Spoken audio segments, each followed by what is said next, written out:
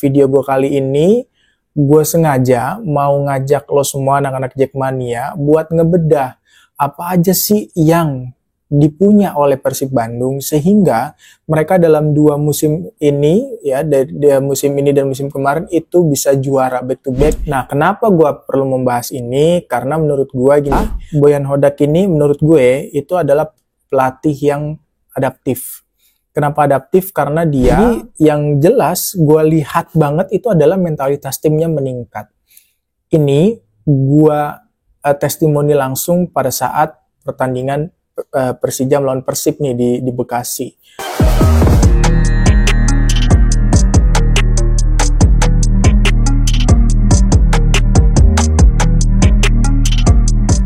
Jackmania. Kembali lagi bareng gue Guntur Widianto dalam program Gue Persija. Seperti biasa, buat lo yang baru mengunjungi channel atau akun YouTube gue, silahkan di-subscribe, kemudian diaktifkan tombol notifikasinya, supaya lo nggak ketinggalan informasi-informasi terkini seputar Persija Jakarta. Nah, di episode kali ini, sebelum gue mulai, gue mau ngucapin selamat dulu untuk Persib Bandung yang akhirnya memastikan diri menjuarai lagi Liga 1 Indonesia. Jadi back to back 2 tahun berturut-turut. Gue apresiasi banget, gue ucapin selamat sekali lagi untuk para bobotoh, untuk Viking di seluruh Indonesia, terutama di Jawa Barat. Nah, di episode kali ini cukup spesial buat gue. Kenapa? Karena untuk pertama kalinya mungkin gue nggak akan bahas tentang Persija Jakarta, tapi gue bakalan bahas tentang tim rival kita, yaitu Persib Bandung yang baru aja menjuarai Liga 1 di minggu ini.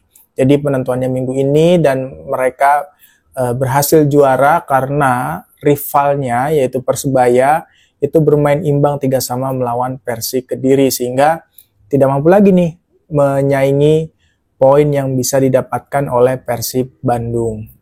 Nah, kenapa gue perlu membahas ini? Karena menurut gue gini, pendewasaan sepak bola itu bisa dimulai dari berbagai sektor. Salah satunya yaitu dari sektor supporter.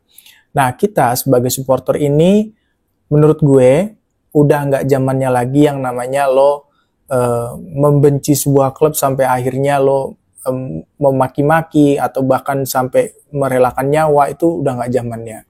Justru menurut gue dengan kita membahas atau membedah kekuatan tim rival itu bisa menjadi wawasan baru, sehingga nanti bisa ada komparasinya nih, apa yang ada di klub kebanggaan kita dan tidak ada di klub lain. Betul sebaliknya, apa yang ada di klub lain tapi tidak ada di klub yang kita dukung.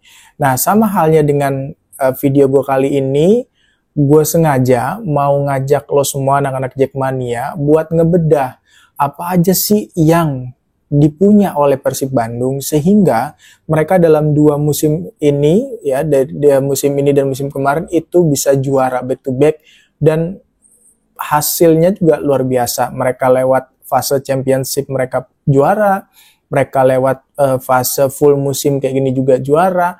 Nah, gue bakalan bedah kira-kira apa aja potensi kekuatan yang dimiliki oleh Persib Bandung dan tidak punya oleh Persija Jakarta. Nah, yang pertama jelas faktor pelatih ya. Ini kalau lu komparasikan antara Boyan Hodak dengan Carlos Peña ya jauh ya. Boyan Hodak dengan segudang pengalamannya.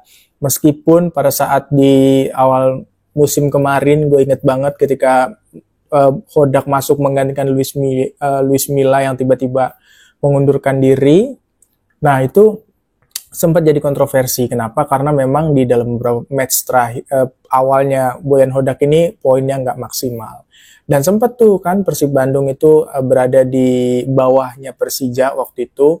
Dan gue apresiasi adalah Boyan Hodak ini menurut gue itu adalah pelatih yang adaptif. Kenapa adaptif? Karena dia ketika awal masuk dia nggak langsung beli pemain yang besar-besaran ya, tapi dia mampu memaksimalkan pemain-pemain yang ada, potensi-potensi pemain yang sudah ada. Sebenarnya hampir sama dengan polanya Carlos Peña, ketika dia masuk nggak banyak bursa transfer yang dilakukan. Nah, itu yang pertama. Jadi memang ciri-ciri pelatih yang cerdas itu adalah ketika dia mampu memaksimalkan pemain yang ada dulu nih, baru nanti dicari kekurangannya. Nah itulah kesempatan untuk membeli pemain yang baru yang bisa menambah kekuatan tim itu sendiri. Nah kemudian yang gue lihat lagi berikutnya adalah Hodak ini menurut gue yang dalam beberapa kesempatan menonton dan juga cukup mengupdate berita-berita terbaru soal Persib, itu dia termasuk tipikal pelatih yang punya kemampuan untuk membangun komunikasi dengan pemain-pemain seniornya. Misalnya kan kita tahu ada Victor Igbonevo di situ ya, kemudian juga ada Mark Klok yang cukup disegani di Persib. Nah, Boyan Hodak mampu membangun komunikasi dengan mereka. Sehingga apa? Sehingga para pemain-pemain senior ini tidak merasa tersingkirkan. Bahkan mereka merasa mungkin dihormati dan disegani. Nah, seharusnya memang ketika menjadi pelatih ya dia bisa merangkul semua pihak ya, termasuk para pemain-pemain senior itu. Terus Persija bagaimana? Sama sebenarnya. Keharmonisan tim itu sebenarnya bagus. Jadi dua klub ini sebenarnya punya kesamaan ya, sama-sama punya pelatih yang mampu menjaga keharmonisan tim dengan baik, baik itu Carlos Peña di Persija maupun Bojan Hodak.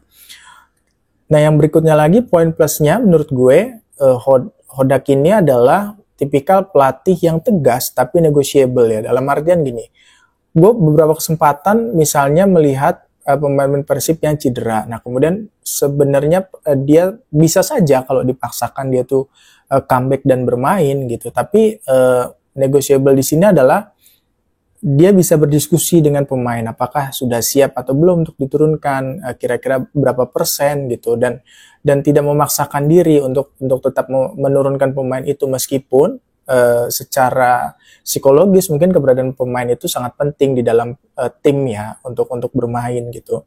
Nah kemudian lagi yang jelas gue lihat banget itu adalah mentalitas timnya meningkat.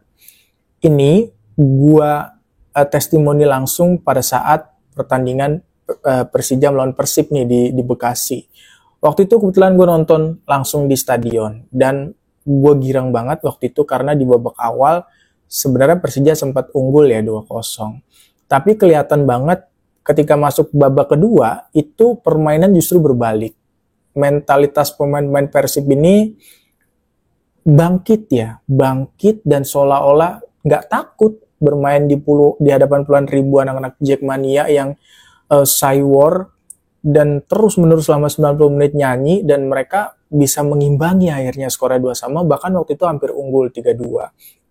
Dan hebatnya lagi adalah mereka tuh adaptif dalam artian ketika babak pertama tuh mereka mengamati, menganalisa bagaimana cara bermain lawan. Kemudian babak kedua mereka sudah punya antitesanya. Nah ini yang menurut gue belum dipunya oleh Carlos Peña di musim ini. Karena ketika Persija mengalami ketertinggalan seperti Persib, itu sulit sekali Persija untuk membalikkan keadaan. Bahkan kecenderungannya ya malah bertambah tuh selisih golnya. Misalnya ketika menghadapi Arema, yaitu kan pengecualian ya karena pemainnya kurang. Tapi menghadapi Semen Padang aja misalnya udah ketertinggalan 1-0, alih-alih menyamakan gol justru malah semakin banyak kalahnya menjadi 2-0. Dan lain-lain lah yang mana kalau gue lihat di Persib ketika itu terjadi mereka punya mentalitas tim yang baik dan juga pelatih itu punya taktik gitu, banyak taktiknya. Kalau begini maka gue harus melakukan antitesanya seperti ini. Itu yang pertama, jelas pelatih kualitasnya jauh lebih baik dari Peña. Ini harus kita akui Jack. Jangan malu kalau memang kita akui bahwa pelatih mereka lebih baik. Terus yang kedua dari gaya bermainnya. Jadi gaya bermainnya ini kan mereka itu gaya permainannya sebenarnya mirip-mirip timnasnya Sintayong nih. Jadi nggak nyerang duluan, nggak inisiatif. Mereka tuh lebih cenderung bertahan. Jadi kuat dulu di pertahanannya, barulah nanti build up. Nah, ini bagus nih. Dan Persija sebenarnya juga hampir sama dengan begitu. Jadi mereka kuat di tengah, di sektor belakang juga rapet gitu ya. Nah, dan kan memang gini ya. Sudah kayak semacam teori ya, kalau lo mau permainan atau punya tim yang bagus ya pertahanannya harus bagus gitu. Dan itu yang dilakukan oleh Boyan Hodak bersama Persib Bandungnya. Jadi itu kebukti ya. Jadi sampai dengan video ini gue dibuat, Persib masih menjadi tim yang kebobolannya paling sedikit. Kemudian juga dari sektor back tengahnya juga stabil banget mainnya, Kuipers dan Gustavo. Gue bilang stabil dan mereka itu jarang mengalami kalah duel udara. Nah, ini yang Persija menjadi persoalan Persija di beberapa video gue terakhir ya. Kan gue sering bilang bahwa salah satu persoalan besar Persija adalah sering banget yang namanya ngalamin kekalahan pada saat melakukan duel udara. Baik itu Rizky Ridho, Kudela, maupun Hansamu itu sering mengalami kekalahan dalam duel-duel di atas gitu ya. Nah, ini yang harus sudah dievaluasi dan dibenahi oleh jajaran pelatih baru Persija nanti. Kemudian juga, nah ini mereka lebih efektif. Efektif dalam mengeksekusi peluang. Kita tahu sebenarnya krisis striker tidak hanya dialami oleh Persija, tapi Persib juga sama. DDS cedera itu ngaruh banget sebenarnya ke permainan mereka, tapi mereka bisa memanfaatkan peluang yang sedikit menjadi gol. Beda dengan Persija. Persija peluangnya justru menurut gue cukup banyak di setiap pertandingan, beda kecuali pertandingan terakhir ya, itu minim peluang. Nah, Persija tuh punya banyak peluang sebenarnya, tapi mereka mengeksekusinya tuh nggak rapi, nggak klinis gitu. Misalnya kayak waktu Gayos, kan sempat depan gawang ya, mungkin 90% ya kalau buat pemain profesional tuh menjadi gol. Kecuali kalau kayak gue amatir, ya bisa aja melenceng. Tapi kalau main profesional 90% tuh harusnya gol, tapi tidak menjadi gol. Nah, yang kayak gini-gini yang harus nanti jadi PR besarnya pelatih Persija gitu. Yang baru, gimana caranya supaya pemain-pemain kita ini lebih klinis lagi kayak pemain Persib Bandung. Jadi, nggak perlu banyak peluangnya sedikit aja, tapi efektivitasnya itu yang dihitung gitu kan nggak pernah sejarah mencatat siapa tim dengan serangan terbanyak, nggak pernah, tapi yang dicatat adalah tim dengan mencetak gol terbanyak atau tim dengan meraih poin terbanyak. Nah, itu yang dicatat sejarah. Terus kembali ya, gue mau bahas soal mentalitas pemain mereka ini luar biasa. Sebenarnya Persija juga punya itu, dan itu kelihatan pada saat melawan Arema. Persija kalah tapi gue bangga waktu lawan Arema itu, karena mainnya mentalitasnya gila-gilaan sama dengan pemain Persib. Nah, kenapa gue bilang pemain Persib juga punya mentalitas yang bagus? Ini lagi-lagi gue bukan karena pengen muji-muji mereka, sama sekali enggak. Bukan karena gue ngejar viewers, enggak. Tapi memang di sini ada pembelajaran yang bisa kita ambil sama-sama, Jack. Yang mana nanti mungkin kalau suara ini kita gerakan bareng-bareng, mungkin nanti dari Jackmania Pusat misalnya mau menyampaikan itu ke jajaran manajemen, dan manajemen mau mendengarkan, kan nggak ada salahnya gitu ya. Toh yang boleh berkomentar soal Persija kan nggak cuman orang yang punya pengetahuan di sepak bola, kita sebagai supporter juga berhak untuk itu. Dan berkewajiban malah gue bilang untuk kasih masukan untuk kebaikan tim ya. Nah, balik lagi ke pemain Persib tuh pemainnya mental juara, bagus-bagus gue bilang. Di paruh musim kemarin sebenarnya mentalitas mereka sempat turun ketika di kandang akhirnya kalah tuh ya, kalau lo pada ingat. Itu sebenarnya mentalitas mereka sempat drop. Jadi beberapa match berikutnya poinnya nggak maksimal, tapi itu dia hebatnya. Boyan Hodak dan tim ini mampu memformulasikan itu sehingga mentalitasnya naik lagi. Terus juga daya juangnya tinggi, kerja keras di setiap pertandingan. Kalau lo nggak percaya, lo lihat deh cara Ciro Alves main tuh, menurut gue gila sih. Beruntung sekali Persib Bandung dapat Ciro Alves.